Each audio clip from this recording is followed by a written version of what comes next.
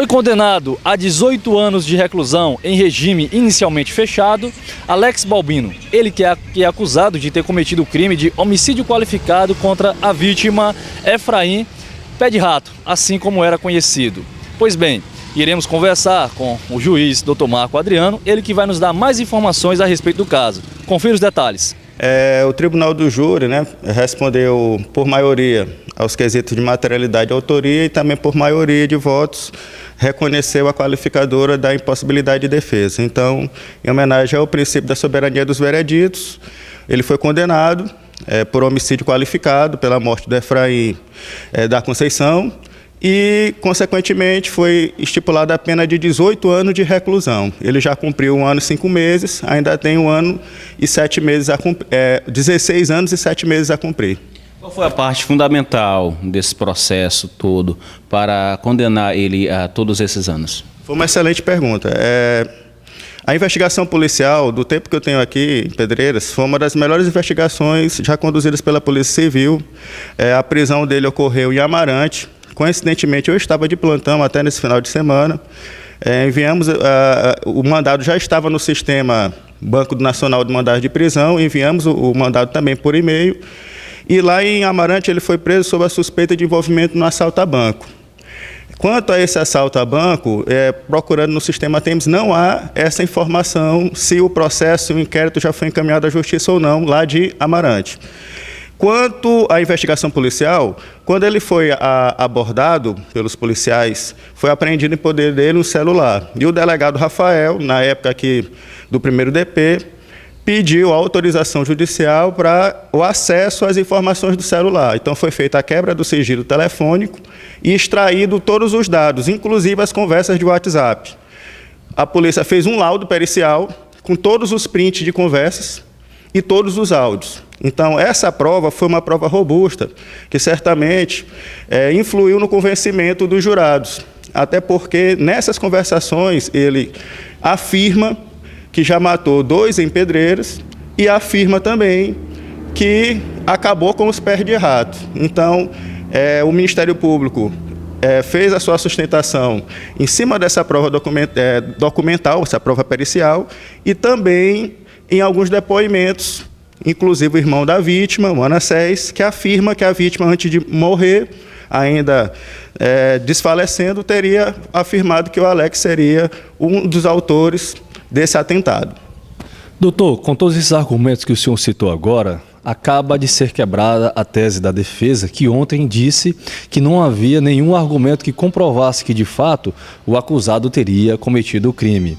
Mas, diante disto, eu lhe pergunto, em algum momento ele chegou a confessar que havia feito tudo isso?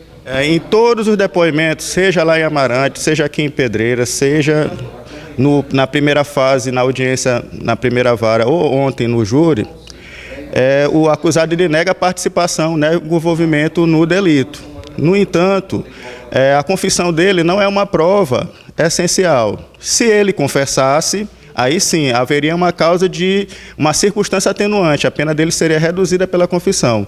Mas os jurados, quando analisam o julgamento, analisam o fato, que o jurado ele não julga a pessoa, ele julga o fato. Ele leva em consideração os depoimentos que foram apresentados e as provas que estão nos autos. Então, como eu reafirmo mais uma vez, foi uma excelente investigação na Polícia Civil. Certamente essa prova vai ter influência, inclusive, no outro julgamento.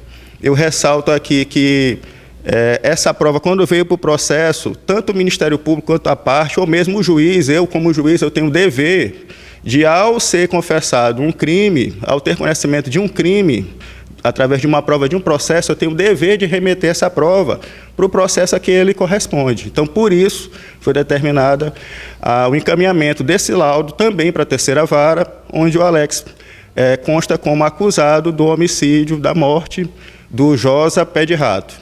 Doutor, a polícia, ela tem autonomia para alterar a sequência das conversas no WhatsApp?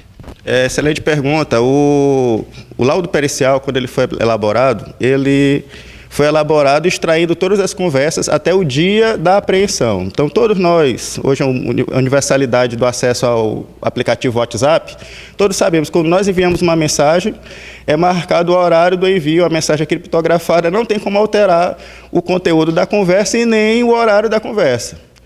Então, a alegação da defesa foi de que, e o Alex Balbino também sustentou isso, foi de que a polícia teria alterado a sequência da conversa e inserido conteúdo estranho, alheio à conversa que ele teria trocado originalmente. Então, tecnologicamente falando, isso é impossível. Então, a prova pericial ela foi inserida nos autos, foi dada oportunidade à defesa e não houve nenhum tipo de impugnação a essa prova. Então, ela é idônea e foi certamente utilizada pelos jurados para a sua convicção. Doutor, o Alex é réu em outro crime, em outro processo que o senhor acabou de citar até a data, que será o próximo julgamento. E as outras pessoas envolvidas também nesse novo processo, onde elas se encontram? No segundo júri, que vai ocorrer agora em novembro, na Semana Nacional do Júri, pela terceira vara, constam como acusados da morte do Josa Pé de Rato o Alex Balbino, o Rodrigo, né? E o Miúdo. O Miúdo já é falecido, o processo foi arquivado quanto a ele. Então, vai ser submetido eles dois a julgamento, o Rodrigo e o Alex Balbino, mesmo o Rodrigo encontrando-se foragido, né?